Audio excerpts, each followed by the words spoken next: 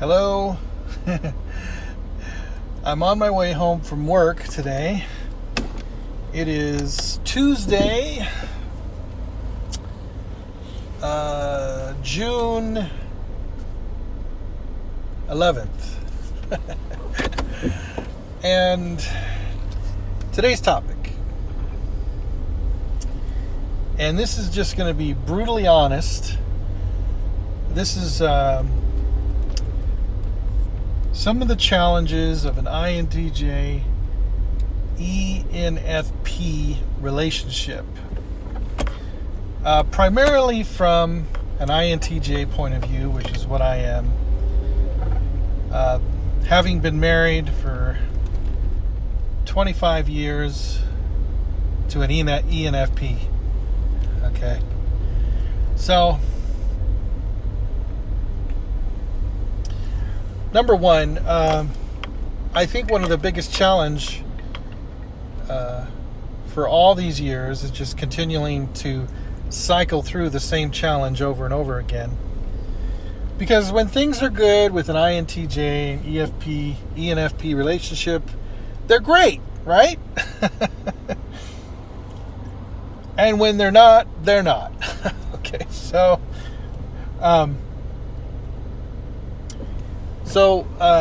one of the challenges, of course, is the INTJ not being as talkative or not being as expressive or open or sort of like detaching all the time, and of course, it's like, well, the positives that were positive suddenly become negatives. So what in the beginning, what drew the INTJ and ENFP together, that suddenly becomes kind of a source of conflict and a challenge. But is it worth the challenge? Yes, it's worth the challenge. You know what? In a marriage, we know we all marry for better or for worse. And it's up to us to find a way to make it work, find a way to look past each other's weaknesses, and to love that individual, even if they never change. And I'm speaking on behalf of both the ENFP and the INTJ, because as an INTJ for a long time, I had notions now and again of thinking that, my spouse should probably be more of this or more of that, such as, maybe thinking a little bit more before speaking and those types of things. But I come to realize that the only person I can change in life is myself. I can't change my spouse. I can't change anybody else around me. I have to come to accept everybody for who they are. And not just who they are, but where they are at. Wherever you are at, we're all on a different level of maturity, of growth. And so there's some people in our lives, in our families, some of our friends, maybe they'll never mature past a certain level. So that's why it's so vitally important that we love and accept people for where they are at. And so we have to come to deal with each other in a way that lets us move forward in our own peace. Okay, that's the best way I can say it. So this is a challenge, because the INTJ will go through long periods of kind of like detachment, emotional detachment. It kind of won't even matter how much the ENFP tries to draw them into their world, because by nature the INTJ is just resistant, because they need to have that seclusion to somehow find their center.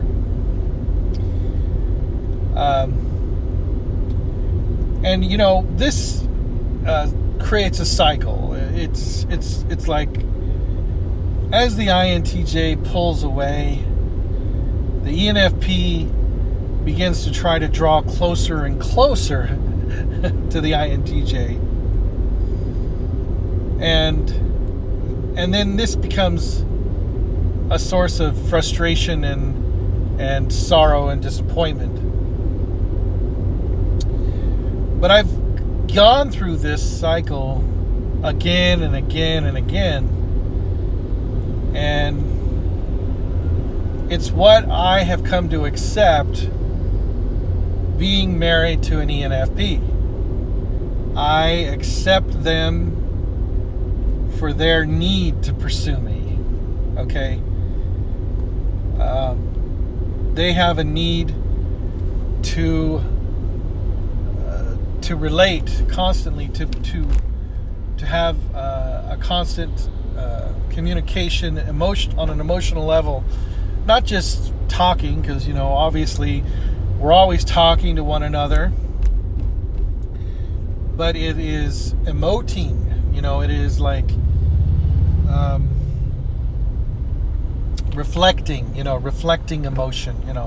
Somebody says to you, "Oh, I feel so horrible," and you reflect the emotion back, like, "Oh, you do? I'm so sorry you feel that way." For an INTJ, it is a very canned, a very artificial response, because they're actually having to think about doing it. They don't just do it, we don't do it like that all the time. And so it's harder for us. So one of the things that can make the relationship better is to practice that. As an INTJ, we need to practice reflective communication, reflective emotional communication. And, the more you do it, practice makes perfect, And, when you think about it as an INTJ, to reflect back the emotions of another person, I think you're gonna find that they're either gonna call you out right away and say, "You don't seem authentic. Like, that doesn't seem authentic in the way that you responded to me." But the majority of the time, they're not, because most ENFPs take everything at face value. And if, as an INTJ, we've learned to emote, or I guess you could say move our face a certain way, or move our eyes a certain way, or inflect our voice a certain way, to where we are quote unquote empathizing with that person. So this is a constant struggle, constant challenge for the INTJ. So essentially, the more we do that, the better we become at it. And I think what I found is that it's not really about feeling the emotions, because it takes the INTJ so long to process their feelings, to get in touch with their feelings. We don't feel it in the moment. So that's why a lot of times we remain silent, because really we have nothing to say with regard to our emotions. But if we could begin to just learn some of these canned phrases or canned responses, or maybe begin to ask ourselves, like, what is it really that they want us to confirm or acknowledge? How can I reflect back that emotion? Like, obviously, my spouse is agitated, they're hurt, they're frustrated right now. How can I convey to them that I understand that? Okay, so and they want to know that you understand it on an emotional level, not that you just understand it on a mental level, but they're looking for some kind of a hook, something to draw you into their world. And so, what I've learned is that despite my own feelings, despite, whatever I'm feeling, like maybe I'm not feeling anything, at the moment, all those feelings are buried deep down, they're like suppressed at a subconscious level. But consciously, maybe I need to trust more, that I can fake it till I make it, or not just fake it, but have faith that when you reflect the emotions of another person, that it doesn't mean that you agree with them on a specific fact or issue. The only important thing is that they feel that you are connecting with them.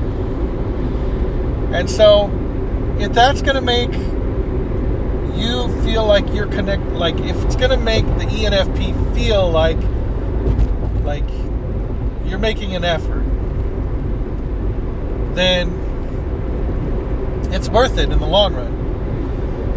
Because essentially you're acting by faith, we live by faith and not by sight.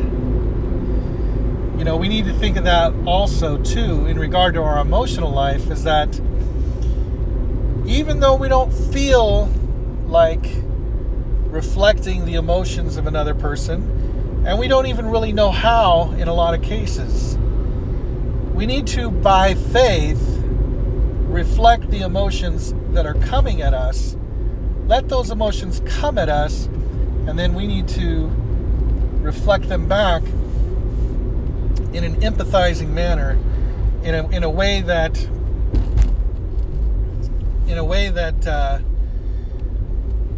is not hurtful or demeaning or anything of that nature, but just in a way that says, I know how you're feeling, and I can think of a time when I felt that way, such and such. But then try not to veer too far off the path.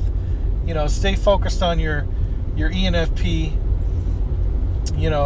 Stay focused on them and let them process their emotions, because they're processing in the moment, in real time, as they're emoting, as they're speaking. They're feeling what they're going through. But they don't feel it so much like right away first. They actually feel it as they're going through it. So it's like in the present. And then they begin to think about what the future consequences of what are the future consequences of the emotional state that I am in right now. So that's where the ENFP is right now. That's where they're coming from. The INTJ is kind of like waves of emotion hitting them, and they're just like, I don't know what to do with this. I don't feel that. I don't really empathize with that. But what you need to do is learn how to just say, how can I reflect this emotion that I'm coming at me?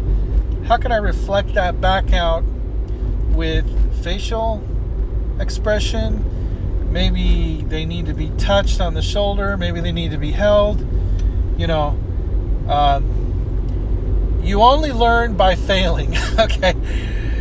If you do something and you feel like it was they'll say, I don't feel like you're sincere about this. Then you know that was not the way to do it. But the reality is, I I'm sorry if you feel I'm insincere. I don't have the gift that you have, emotionally. I'm just trying to support you the best way I can, So this is kind of where I'm at in my own life and my own marriage. And, this is the honest truth, And so I've had these ups and downs for 25 years, and I love my wife, and I'll continue to love her. And so that's how it is. So everybody keep seeking truth. God bless everyone. Look forward to my next video. Bye.